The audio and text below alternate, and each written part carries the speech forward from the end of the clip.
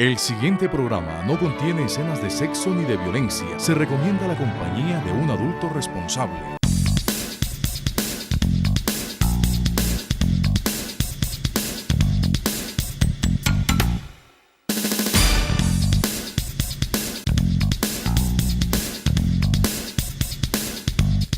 Apreciados amigos, nos alegra mucho estar con ustedes nuevamente aquí en su programa Audiencias desde el Congreso de la República. Este programa es un programa dirigido por la Comisión de Derechos Humanos del Senado de la República, así de que estamos muy complacidos nuevamente de estar con ustedes en el día de hoy.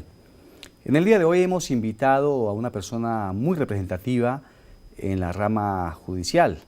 Se trata del doctor Pedro Alonso Sanabria. Él es el presidente del Consejo Superior de la Judicatura, con el que estaremos abordando varios temas, entre ellos, ¿qué es el Consejo Superior de la Judicatura?, cómo están avanzando dentro de sus funciones, pero también abordaremos muchísimo el tema de derechos humanos, el tema carcelario, el tema penitenciario, el tema de derechos humanos. Así que, doctor Pedro Alonso, le damos la bienvenida, nos alegra mucho que esté aquí con nosotros en nuestro programa Audiencias. Senador, es un placer para mí contar con ustedes en este programa. Quiero saludar a los televidentes del programa Audiencias en todo el territorio nacional. Bueno, doctor Pedro Alonso, usted es boyacense, ¿no? Sí, yo soy boyacense, soy del municipio de Gachantivá, Boyacá. De Gachantivá, es un municipio muy lindo además. Sí, señor, muy cerca de Villa de Leyva. Cerca de Villa de Leyva. 20 kilómetros de Villa de Leyva. Cerquita. Sí, señor. ¿Dónde estudió, doctor Pedro Alonso? Cuéntele a los colombianos dónde hizo sus estudios, qué estudios ha adelantado usted, cómo llegó a ser magistrado del Consejo Superior de la Judicatura. Bueno, yo hice mi primaria en mi municipio, posteriormente me gradué de bachiller pedagógico. ¿Usted es profesor? Yo soy profesor, sí. Ya, profesor okay. de formación. De formación, claro. En la Normal Nacional de Varones de la ciudad de Tunja. Luego ingresé a la Universidad Libre a estudiar Derecho. Me gradué de abogado y posteriormente hice una especialización en Derecho Público en la Universidad Nacional. Luego un máster en Derecho Público en la Universidad Externado de Colombia. Hice un posgrado de Derecho Constitucional en la Universidad de Salamanca, España, y actualmente soy candidato a doctor. Qué bueno, felizmente casado, ¿no? Sí, señor, con 2 hijos. 2 preciosos hijos. Sí, señor. Su esposa, una luchadora al lado suyo. Siempre lo ha acompañado en muchas causas, porque le hemos conocido liderando causas especiales en Boyacá, campañas cuando fue candidato a la gobernación, su esposa siempre ahí ayudándolo, y uno la mira muy diligente al lado suyo. Qué bueno por eso. Sí, ella ha sido la mano derecha mía en todas las actividades, en la actividad académica, en la actividad profesional, ahora como magistrado en la campaña que hice para el Consejo Superior de la Judicatura y obviamente en la campaña en la gobernación del departamento de Boyacá. Pero qué bueno, porque aquí defendemos mucho la familia, doctor Pedro Alonso. Hemos dicho que la familia es el núcleo fundamental de la sociedad, como la Constitución lo menciona además, consolidado por la unión de un hombre y una mujer. Por eso nos alegra ver esas parejas tan bonitas como ustedes, que trabajan de la mano y al lado de ustedes crecen sus hijos. Bueno, cuénteme la experiencia del Consejo Superior de la Judicatura. Usted lleva 5 años. ¿Cuál es la experiencia? ¿Qué ha logrado ver? ¿Cómo logra visualizar el tema de justicia desde allí? Porque ustedes además administran justicia, pero también disciplina, ¿no? Sí, efectivamente, la rama judicial en Colombia se compone de varias jurisdicciones. Una es la jurisdicción constitucional y a la cabeza está la Corte Constitucional. Otra la jurisdicción ordinaria y a la cabeza está la Corte Suprema de Justicia. Otra la jurisdicción contencioso administrativa y a la cabeza está el Consejo de Estado. Y la jurisdicción disciplinaria que está en cabeza de la Sala Disciplinaria del Consejo Superior de la Judicatura. Pero además el Consejo Superior de la Judicatura tiene 2 misiones importantes. Uno, administrar los recursos físicos y humanos de la rama judicial. Esto es crear las plazas de jueces, nombrar los crear las plazas y entregárselas a los competentes para que nombren, construir edificios, entregar los recursos físicos para que la rama judicial funcione de una manera eficiente. Y la otra función muy importante que la cumple la sala disciplinaria, que es la disciplina del juez. Nosotros disciplinamos los magistrados de los tribunales, los jueces de todos los órdenes y también en la Fiscalía General de la Nación. ¿Y los abogados también? También tienen la otra función. O sea, cuando un abogado, por ejemplo, incurre en una falta con algún cliente porque no lo defendió oportunamente, ¿esa persona se puede quejar ante ustedes directamente? La jurisdicción disciplinaria tiene la competencia para investigar y sancionar a los abogados por faltas a la ética profesional. Y son muchas las faltas que se cometen a diario por parte de los abogados. Esas faltas son investigadas y sancionadas por la... ¿Qué es lo peor que le puede pasar a un abogado que ha avanzado más bien, que le ha quitado como la plata o como que de pronto no ha actuado bien, más bien frente a un cliente, ¿qué le puede pasar? Sí, son varias las faltas por las conductas antiéticas que cometen los abogados. Desde el abogado que es negligente en el trámite de los procesos, puede serse acreedor a una suspensión, hasta el abogado que coge el dinero del cliente. Esto puede llegar hasta una exclusión de la profesión. Son muchas las exclusiones de la profesión de abogados que han llegado al Consejo Superior o que ha proferido el Consejo Superior. Por faltar a la ética como abogado. Por faltar a la ética profesional. Bueno, ustedes que administran la justicia, doctor Pedro Alonso Sanabria, presidente del Consejo Superior de la Judicatura, pues yo sé que ustedes viven a diario las dificultades de un sistema de justicia lento, paquidérmico, que de una u otra forma hoy los colombianos sienten que hay impunidad cuando un proceso se tarda 5, 6, 7 años o más en salir adelante. ¿Ustedes cómo afrontan esas circunstancias? ¿Cómo manejan los recursos para que sean más operativos los operadores judiciales? Yo creo que los problemas neurálgicos de la justicia hoy, del ciudadano de a pie, que siente y la percepción que tiene es acceso a la administración de justicia. 2, prontitud en los procesos. Y obviamente esa prontitud requiere que se cumplan unos principios como la eficiencia, la eficacia, la celeridad. Obviamente en esto se ha venido trabajando. El Consejo Superior de la Judicatura a través de su sala administrativa ha sido muy diligente en dotar a la rama judicial de todos los elementos. Falta muchísimo.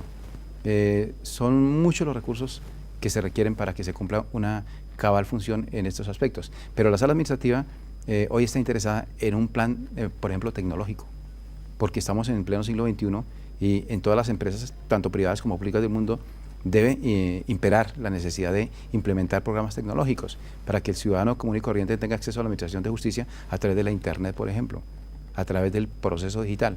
Sobre esto se ha venido avanzando muchísimo y la sala administrativa ha venido trabajando eficazmente en estos propósitos. ¿Cómo ustedes visualizan el Código Penal que tenemos hoy? ¿Cómo visualizan ustedes la normatividad jurídica que tenemos? ¿Consideran ustedes que se hace necesaria una verdadera reforma a la justicia?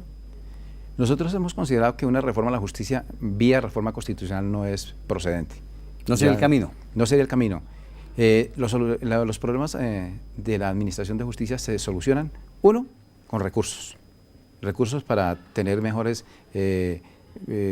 edificios, para tener mejores oficinas. Más jueces. Para más jueces. Más fiscales. Mejor tecnología, ¿cierto? Y obviamente es necesario unas reformas, pero a nivel de leyes estatutarias, para desentrabar algunos problemas, algunos nudos que tienen en la administración de justicia que hacen que sea un poco lenta, de tal manera que mediante leyes estatutarias se puede implementar una reforma que pueda ser. Pero se hace necesario, ¿verdad? Una reforma. Se hace necesaria una reforma, pero a través de leyes estatutarias. No vía constitucional. No vía constitucional. Una reforma estatutaria y una ley ordinaria que pueda reglamentar un poco más esa ley estatutaria. Yo pienso que el modelo que se estableció en Colombia con la Constitución del 91 es perfecto y se ajusta a la realidad. Solo que hay que hacerlo operativo, mucho más operativo. Y eso se logra en la medida en que se promuevan leyes estatutarias que lo hagan dinámico. O sea, ¿y por qué hoy está entonces paralizado el tema? O sea, ¿por qué no avanzamos como quisiéramos avanzar? Se ha venido avanzando muchísimo. Lo que pasa es que los resultados no se ven de la noche a la mañana. Los resultados van poco a poco dándose. Faltan muchos recursos, falta tiempo para implementar, por ejemplo, en el sistema oral muchas salas de audiencias. Es un proceso que se ha venido dando. Yo aspiro a que en un término no muy lejano tengamos funcionando de una manera eficiente el sistema judicial en Colombia. Ustedes han venido también colocando jueces de descongestión. Pero muchísimo. La sala administrativa ha estado muy preocupada, de acuerdo a las necesidades de la demanda, implementando jueces de descongestión en todo el país, en todos los ámbitos, en todas las jurisdicciones. Bueno, yo sí creo que esa reforma tiene que darse necesariamente y que podamos ampliar un poco el abanico y el espectro de quienes ayuden a administrar justicia, porque hoy son muchísimos los casos. La gente llega allí por una queja, llega allí por una calumnia, llega allí por cualquier cosa y entonces la justicia no puede operar. ¿A usted le parece que el modelo de los Estados Unidos, por ejemplo, es un modelo ideal? ¿Le parece que ese país o qué país del mundo tiene un modelo de justicia que se acerque oportunamente al ciudadano? Yo pienso que Colombia tiene un sistema judicial que si se hace se hace operativo dinámico, es un modelo que se ajusta a las necesidades colombianas. Necesitamos mucho más jueces, por ejemplo. El Consejo Superior ha venido teniendo como punto prioritario esta situación. Se han creado jueces de descongestión en todo el país. Necesitamos mucho más recursos para crear más jueces, pero fundamentalmente tecnología. Yo pienso que con tecnología los trámites se hacen mucho más rápidos. Por ejemplo, una notificación en un juicio en línea es muy rápido. Hoy una notificación se puede demorar 2 o 3 meses. Son 2 o 3 meses que sumados a toda la cantidad de procesos que hay en el país, pues van a crear congestión. Y esa congestión va a romper un principio que es la celeridad en la administración de justicia. O sea, por internet se podría notificar a una persona y ganaríamos muchísimo tiempo. Si tenemos juicio en línea, como en algunos países, como por ejemplo Brasil o como en otros países, pues obviamente que vamos a ganar mucho tiempo en el trámite de los procesos. Si ganamos tiempo en el trámite de los procesos se evalúan de una manera más rápida y le dan espacio a nuevos procesos. Hoy, ¿qué pasa? Los procesos estamos todavía con el sistema escrito en una gran medida y eso hace que tengamos los expedientes antiguos amarrados con una pita. Eso es lo que uno ve, ¿no? Eso es lo que uno ve, entonces eso atiborra los despachos judiciales, crea congestión y obviamente los procesos se hacen lentos. Eso y se pierden los expedientes también. Muchas veces en ese trámite. En cambio, un juicio en línea sería espectacular, porque una notificación, un traslado se hace de una manera en tiempo real. Doctor Pedro Alonso, contémosle a los colombianos, en el tiempo que usted es presidente del Consejo Superior de la Judicatura, ¿cuáles han sido los resultados de su gestión? Hemos fundamentalmente logrado una cohesión entre las salas del Consejo Superior de la Judicatura para trabajar de una manera armónica. Y esa cohesión se irradia también a todas las ramas del poder público, a todas las ramas a todos los órganos de la rama judicial. Y estamos trabajando fundamentalmente en la consecución de recursos para lograr implementar el plan tecnológico, lograr implementar mucho mejor el sistema judicial a efecto de que sea mucho más eficiente. Bueno, yo me imagino que empezarán por algunas zonas, por algunas regiones, porque implementar, pues como todo de la noche a la mañana, pues se requeriría mucho dinero y me imagino que usted está en ese proceso, en esa lucha. Estamos representando a la rama judicial en esa lucha frente al gobierno a efecto de que el programa del presidente de la República para dotar a la rama judicial de recursos importantes por la suma de 2 billones de pesos en los próximos 6 años se haga de una manera rápida mediante unos planes y programas que hoy está adelantando la sala administrativa a efecto de que podamos hacer la justicia más eficiente y más célere. ¿Cuánto está costando el proyecto de modernización? ¿Cuánto costaría? Es un proyecto que está en estudio en este momento, el proyecto tecnológico. Hoy en este año tenemos alrededor de 130.000 millones para implementar el programa tecnológico, pero obviamente que eso hay que hacer un estudio para que haya una cobertura en todo el país, mucho más profundo. Muy bien, le decimos a todos los colombianos que este es el programa Audiencias desde el Congreso de la República, un programa de la Comisión de Derechos Humanos con el doctor Pedro Alonso Sanabria, presidente del Consejo Superior de la Judicatura. Vamos a unos mensajes institucionales y ya regresamos con ustedes.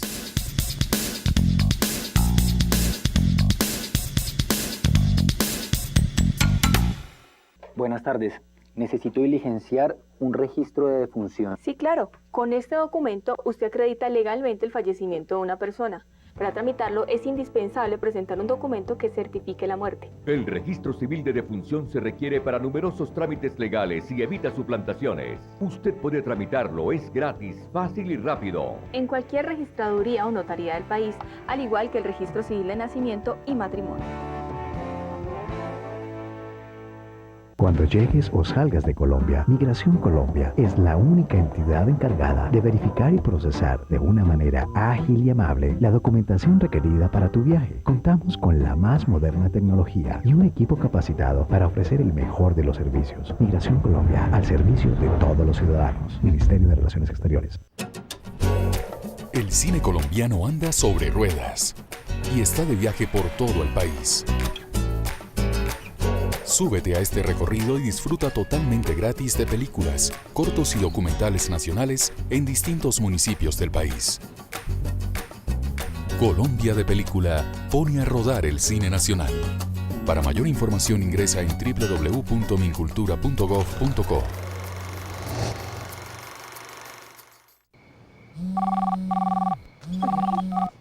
Aló, aló.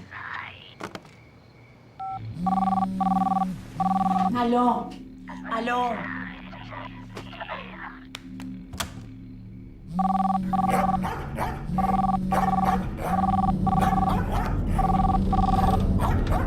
¿Aló?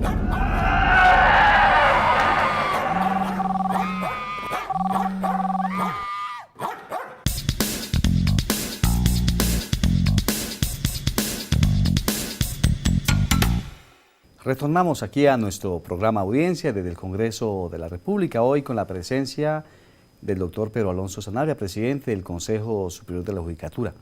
Doctor Pedro Alonso, hace unos días ustedes nos acompañaron a una visita muy importante. Estuvimos en la cárcel Nacional Modelo evidenciando dos temas. Uno, los problemas de hacinamiento que hay en las cárceles, el problema que ya realmente sobrepasó los límites nacionales e internacionales, y los graves y deficientes problemas de salud de los internos e internas de las cárceles de Colombia. Ustedes nos acompañaron, pero a su vez ustedes fueron acompañados de los jueces de ejecución de penas. ¿Cuál fue la impresión al llegar allí y realmente ver lo que estuvimos viendo, los pabellones? Cuéntenle un poquitico a los colombianos su impresión. Bueno, una cosa es lo que le cuentan a uno en la calle y otra cosa lo que puede uno constatar al ir allá a ese sitio o varios sitios de reclusión que hemos ido en el país. Particularmente lo que uno denota es una clara violación a ese principio que es obligatorio, fundacional del Estado colombiano, como es el de la dignidad humana. Si revisamos el artículo 1 de la Constitución, dice que Colombia se construye bajo el principio de la dignidad humana. Allí no opera ese principio, porque ese hacinamiento crea unas condiciones en donde se crean, es un caldo de cultivo para la violación de todos los derechos humanos. Y en suma, esa violación de los derechos humanos conlleva a que sean unas condiciones indignas para las personas que están en las cárceles de Colombia. Bueno, el propósito de llevar a los jueces de ejecución de penas también es para que ellos miraran en vivo y en directo lo que estaba pasando, porque hemos encontrado que hoy hay más de 6.000 solicitudes de libertad de internos o presos que ya cumplieron su condena, pero que aún no han tenido todavía respuesta. Y ustedes les pidieron que fueran y que actuaran. ¿Qué fue lo que les dijeron ustedes que me llamó la atención? Porque muchos jueces de ejecución de penas no actúan. Pues básicamente hay dos problemas. Uno de trámites. Y en ese problema de trámites los convocamos para ver entre la sala administrativa y el IMPEC se implementan algunas medidas a efecto de agilizar esos trámites de libertad porque están represadas. Y ese represamiento conlleva a que la gente dure más en la cárcel y si dura más en la cárcel crea hacinamiento. Y dos, verificar algunas condiciones mediante las cuales se puedan otorgar algunas libertades que están prescritas en el Código Procesal Penal colombiano, de tal manera que básicamente no vieran en el Consejo Superior como un monstruo que servía de obstáculo para que pudiesen otorgar esas libertades, porque había un poco de temor de muchos jueces que si otorgaron la libertad, pues obviamente iban a ser investigados por el Consejo Superior de la Judicatura. Les decimos que simplemente, si se apegan a las normas, a la ley, pues obviamente tienen que otorgar esas libertades. Encontramos problemas como, por ejemplo, mucha gente cumplía un porcentaje de la pena y porque no tenía para la multa, entonces se quedaba en la cárcel, creando un problema de hacinamiento por un lado y por otro, generándole recursos al Estado porque el sostenimiento de un preso mensual está avaluado en 1.100.000 pesos. Crea un problema de costo para el Estado, pero además un problema de hacinamiento. Y era básicamente buscar con los jueces de ejecución de penas algunas medidas a efecto de lograr deshacinar cárceles. Es como si un padre de familia le estuviera pagando a su hijo una matrícula en la Javeriana, más o menos. Ajá, 1.100.000 pesos. Así, costosísimo. Muy costoso el sostenimiento de presos en Colombia. Bueno, pero también ustedes les dijeron a ellos que actuaran, porque lo que usted está mencionando es que muchos no actúan por miedo, por temor. Exacto. Por ejemplo, los mayores de 65 años, ¿qué están haciendo las cárceles? Los jueces, ¿por qué no actúan en ese caso? O los que tienen problemas mentales, o los que tienen cáncer terminal, por ejemplo. Son casos que se darían para que el juez de ejecución de penas actúe. Sí, efectivamente. Hay algunos casos puntuales, como el que usted anota, senador, en donde había, por ejemplo, una reclusa con casi 70 años y estaba en prisión, estaba encarcelada por una falsedad de documento privado. Claro, es un delito, pero es un delito que le causa a la sociedad un daño menor que otro, por ejemplo, de terrorismo, secuestro extorsivo, narcotráfico, en fin. Que se puede cambiar la medida ahí por una domiciliaria, por entonces, allá íbamos. Entonces, en lugar de estar esta señora en la cárcel, pues vaya a una prisión domiciliaria. Entonces, para que los jueces de ejecución de penas tomaran conciencia de que hay algunos presos que no deberían estar. Encontramos muchos casos, por ejemplo, del campesino que heredó de su tatarabuelo un revólver. Y entonces, como en Colombia se subieron las penas para el porte ilegal de armas, pero no se clarificó muy bien la situación, entonces encontramos que como el mínimo es 9 años, entonces el campesino que le encuentran el revólver, que sacó el revólver que tenía en su casa guardado, que era heredad de su tatarabuelo. Que era una reliquia además. Era una reliquia además, se lo puso y salió con el revólver, lo cogieron y entonces encarcelado. pues yo no veo, claro, puede ser una conducta delictual, pero el daño que le causa a la sociedad queda en entredicho. Esas personas merecen estar en prisión domiciliaria o con otras medidas sustitutivas de la prisión. El tema, por ejemplo, las manillas electrónicas, por ejemplo. Exacto. Entonces, lo que ha sucedido es que hay en algunos casos en donde se han desbordado, son muy poquitos, se han desbordado los beneficios. Entonces, tenemos caso de personas con condenas a 40 años, a los que les ha otorgado la prisión domiciliaria por delitos muy graves, que le causan mucho impacto y mucho daño a la sociedad. Que ahí no aplicaría. Ahí realmente. no aplicaría. Si se aplica sentido común y las normas jurídicas, pues no aplicaría el caso. Pero son casos muy poquitos. Entonces eso ha generado miedo, porque el Consejo Superior ha sancionado a algunos jueces por estos casos puntuales, que son muy pocos. Eso ha generado miedo. Entonces la idea era hablar con ellos para decirles que el Consejo Superior no era un obstáculo, para que procedieran a otorgar a los que tienen derecho. Claro. No todos tienen derecho, no todos. Los la gran mayoría no tienen derecho, pero hay mucha gente que tiene derecho y la idea era que le otorgaran los surrogados penales a efecto de deshacinar las cárceles. Por ejemplo, nos encontramos, doctor Pedro Alonso, usted nos acompañó allá en la cárcel, el pabellón de los psiquiátricos, por ejemplo. Los funcionarios o los guardianes del IMPEC no están capacitados para cuidar personas enfermas. Esa no es la función de ellos. Ahí podría darse, por ejemplo, un subrogado penal o una alternativa de que haya una domiciliaria, por ejemplo. Sí, o por lo menos internarlos en un hospital psiquiátrico, ¿cierto? Con algunas medidas de seguridad. Pero es decir, se necesita una reforma y el gobierno ha presentado una reforma al Código Penitenciario. El senador es autor, porque conoce usted muy bien el tema, se ha preocupado por él, es reconocida a nivel nacional su participación en este proyecto y es fundamental que haya una reforma del sistema penitenciario en Colombia, porque estamos con la idea de que toda conducta se soluciona metiendo a la gente a la cárcel. Los países más avanzados vemos que no es así. Los países más avanzados están aplicando otras medidas sustitutivas a efecto de que, claro, quien comete una conducta delictual, pues debe pagar. Tiene una sanción social. Pero no siempre la única tiene que ser la cárcel, porque la cárcel todos sabemos que no resocializa. La cárcel, por el contrario, empeora la conducta de las personas. Entonces, la idea es buscar otras medidas sustitutivas a efecto de deshacinar las cárceles y también para que la función que debe cumplir la pena, que es la resocialización, se cumpla. Fíjese, doctor Pedro Alonso, que hace unos días ustedes también nos acompañaron a la cárcel del Buen Pastor y logramos hacer dos eventos. El primero, la implementación de un observatorio de la violación de los derechos de la mujer de la mujer presa o de la mujer tras rejas, llamemos así. Y la otra mesa de trabajo con ustedes para evidenciar también problemas que se presentan en cárceles de mujeres, porque la ley fue creada para los hombres, pero no hemos tenido en cuenta que la ley hay que crearle también espacios de dignidad para las mujeres, porque son dos temas totalmente diferentes. Yo pienso que el sistema penitenciario de Colombia, pues obviamente necesita unas urgentes reformas, y se ha presentado el Código Penitenciario, y en eso hay que tener en cuenta, por ejemplo, lo de las mujeres, y muchos aspectos más. Hay problemas gravísimos en materia de salud, en materia de espacio. Estuvimos con usted en la cárcel Modelo, y es impresionante, en un patio 2.000 personas. 2.000 personas en un patio, cuando tiene capacidad para 500, o sea, hay problemas de hasta el 300, 400%. De hacinamiento, de ¿no? hacinamiento. Entonces, 300 y el 400%. Nos daba tedio ver en el patio, la gente casi no cabía ni siquiera de pie. No se podía mover, ¿no? Y en los pasillos, donde la gente entra a sus celdas, ver la gente durmiendo en los pasillos, en los baños, unos sobre otros, una cosa impresionante. Eso es atenta contra la dignidad humana. Y la infraestructura que tenemos, por ejemplo, la cárcel La Modelo fue construida en 1957 para otras condiciones sociales totalmente diferentes. Que tenemos hoy diferentes, ¿no? Totalmente diferentes. Esa cárcel, como muchas deben estar demolidas ya.